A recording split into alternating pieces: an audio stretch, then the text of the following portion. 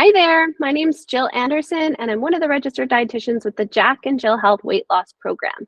Today, I'm going to walk you through our meal planning session where we will learn how to plan meals that will save you time, money, and set you up for success with your nutrition. During this session, we will explain exactly what we mean by meal planning and how it differs from following a more static meal plan and also doing meal prep. We'll discuss if meal planning is right for you. We'll do a quick refresher of the components of a balanced meal, and then we'll go through the steps to get you started in becoming a meal planning pro. Before we get started, I want to introduce you to our team of registered dietitians. On the left, we have Bianca. She works with clients who reside in BC and the Maritime provinces. Then we have me. I support our clients that live in Ontario, Manitoba, and Saskatchewan. And lastly, we have Alana, who meets with our clients that live in Alberta. So I'd like to start out by asking if you've ever followed a meal plan in the past. I want you to give some thought into that meal plan and consider what you liked about it. Some common responses include people maybe liked not having to think about what their next meal was. So maybe it felt good to have a set plan to follow and also to feel confident that if you did follow it, you'd be successful in losing weight. Some people like following a structured meal plan because it encourages them to try new foods they wouldn't typically eat. So now we want to give some thought into maybe some things you didn't like or what didn't work about following that meal plan. Perhaps the plan called for a bunch of ingredients that you don't normally cook with, so you ended up with a really long and expensive grocery bill. Or maybe you enjoyed the meals but ended up with a lot of food waste because you didn't use up all of the ingredients. Another common reasons why strict meal plans don't often work is that if there are multiple people or children in the home or in your family that have specific dietary needs or preferences, it's not ideal to cook separate meals for multiple people each day. It's also not realistic to cook something new 3 meals a day, 7 days a week for most. There are definitely pros and cons about following a meal plan. So what exactly do we mean by following a meal plan? So a meal plan is generally a fixed template with very specific types and amounts of foods. They don't typically consider a person's individual schedule or the foods that they already have on hand. They may or may not be custom to meet an individual's unique needs and preferences. Nutrition is not one size fits all. Therefore, our dietitians prefer to work in collaboration with you to identify your specific needs, preferences, and goals. We want to help you achieve healthy food habits that stick. And we know that sending you a restrictive and rigid diet plan is not the answer.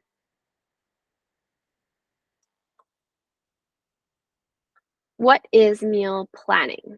Meal planning is different than following a static meal plan. Meal planning is the action of deciding meals in advance. It takes into account your schedule, your preferences, your budget, your goals. Meal planning allows you to use the food that you already have on hand and then only grocery shop for the items that you need. And this helps reduce food waste and save money.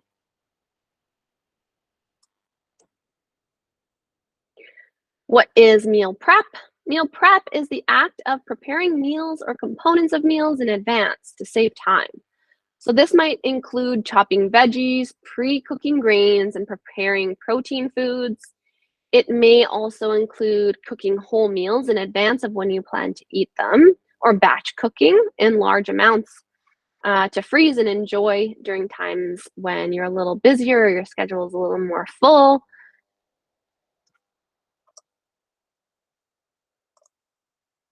Is meal planning and prep right for you? If you can answer yes to any of the following, then meal planning will be a helpful habit for you to incorporate into your weekly routine with food. Do you ever feel overwhelmed, frustrated, or annoyed by the "what's for dinner" question? Do you rely on takeout more than you'd like? Are you getting sick of eating the same meals on repeat? Do you know how to cook and make healthy choices but struggle to find the time? Do you ever throw away food because you didn't end up using it before it went bad? Do you fly by the seat of your pants when it comes to food and meals and lack having that like routine around your food and your meals?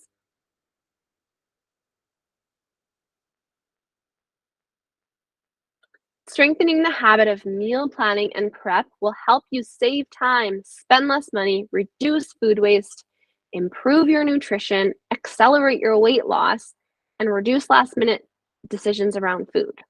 It'll decrease the frequency of takeout and convenience meals and reduce your stress and mental clutter around food.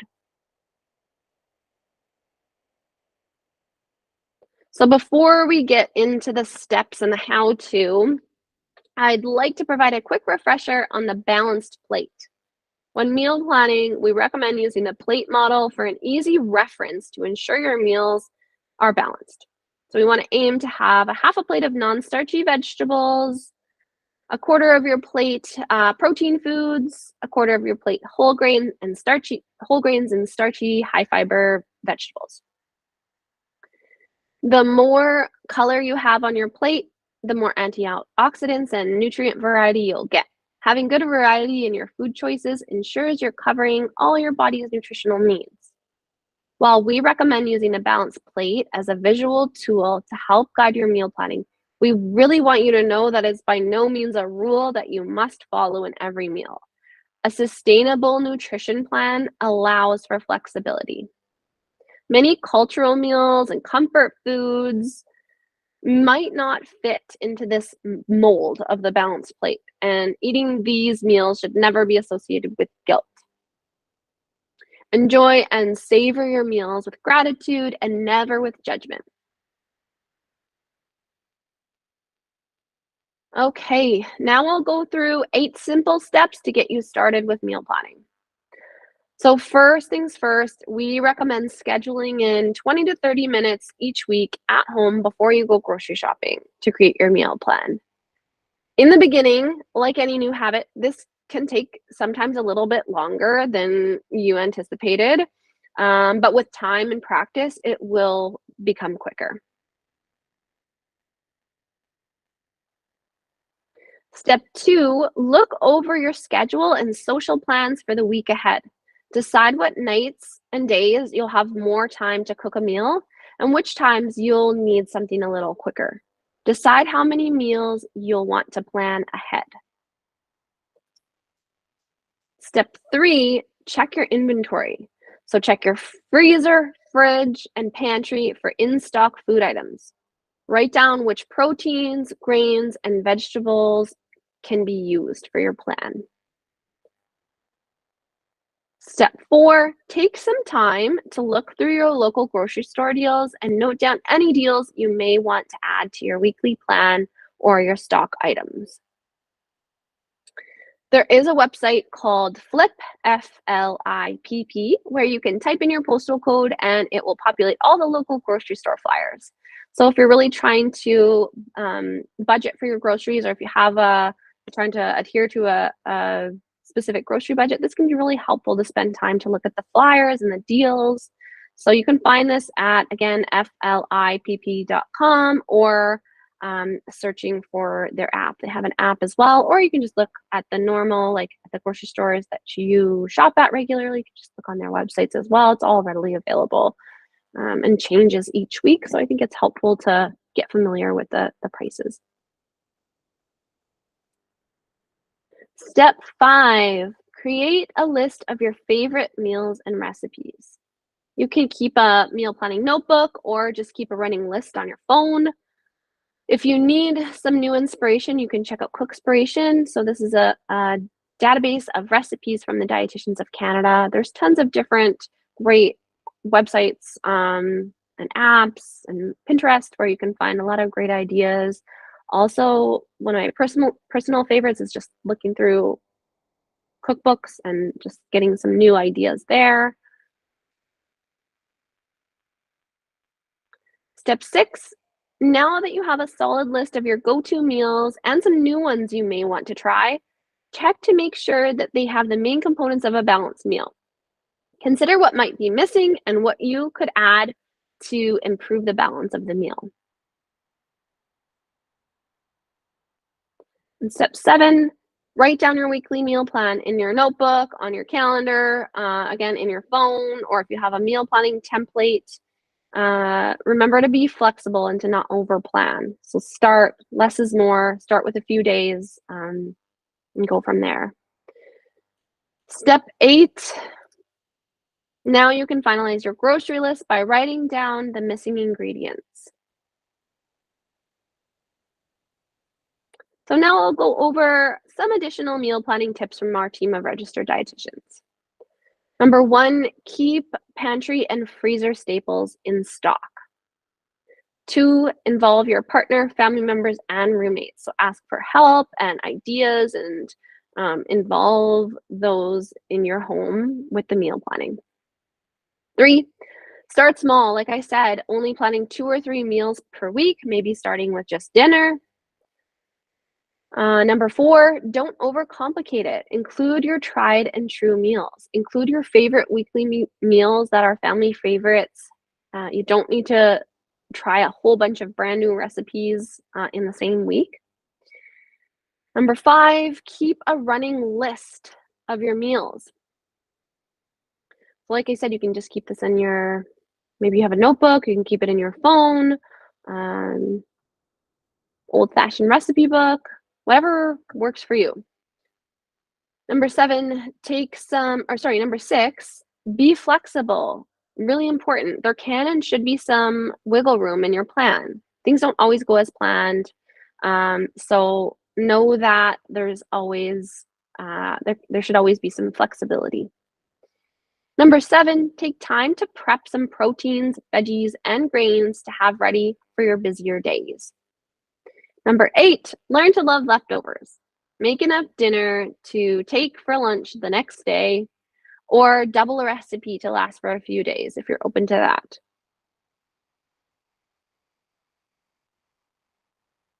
I'll now encourage you to think about some food items that you like to keep stocked in your fridge, pantry, or freezer. Keeping a well-stocked fridge, freezer, or pantry can help you prepare for a balanced meal in a pinch. When your groceries are running low, when you always have certain items available, making simple meals is easy with a well-stocked pantry and freezer. So some common fridge items to keep on hand: eggs, fresh and maybe pre-boiled, Greek yogurt, cottage cheese, hummus, pre-cut veggies, salads, lettuces, fruit, salad dressings, condiments, dips. In the pantry, maybe brown rice, quinoa, oats, chickpeas, beans, whole grain pasta, chickpea pasta, high fiber crackers, nuts, nut butter, seeds, maybe some canned tuna and salmon for the times when you don't have any protein prepped and ready. Cooking oils for sure, and vinegars and spices and those types of things to have on hand. Canned tomatoes and canned vegetables. Chicken stock, vegetable stock. In the freezer, frozen veggies, frozen fruit, sprouted grain breads, whole grain wraps and tortillas, English muffins, and then our meats, our lean meats: chicken, turkey, beef, fish, shrimp, some plant-based proteins as well, frozen edamame beans, tofu, some plant-based burger patties is a good idea. We don't have to have all of these items in stock at all times, but it does help to have some go-tos that you enjoy to keep on hand for those busier nights or for the days that you don't have anything planned.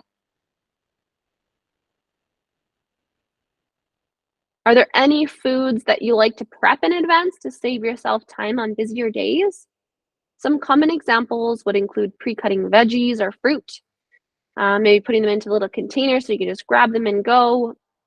Cooking some extra proteins to add to a salad or a wrap or a sandwich, or pre-cooking grains like rice or quinoa, oatmeal. Maybe making homemade muffins, bread, dips, sauces. So for breakfast, let's think about your breakfast meals. What are your favorite quick and easy morning meals? Note them down in your meal planning journal or your notebook, and think about if whether or not they have a good source of protein and a fiber-rich carbohydrate. If they don't, or if something's consistently missing, give some thought into what you could add or swap to improve the balance in your go-to breakfast meals. If you need some help with this, our team of dietitians is absolutely happy to help.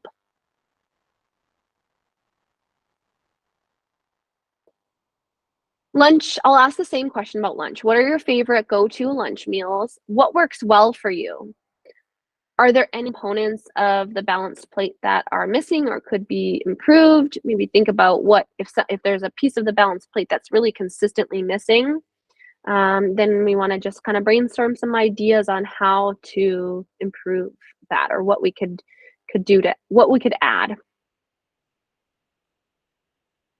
And then dinner. For most dinner, the dinner meal is the most variable. Do you feel like you have enough variety of veggies, proteins, and fiber-rich starches at dinner? Are you ever getting sick of like certain types of protein, or getting sick of salads or certain types of vegetables?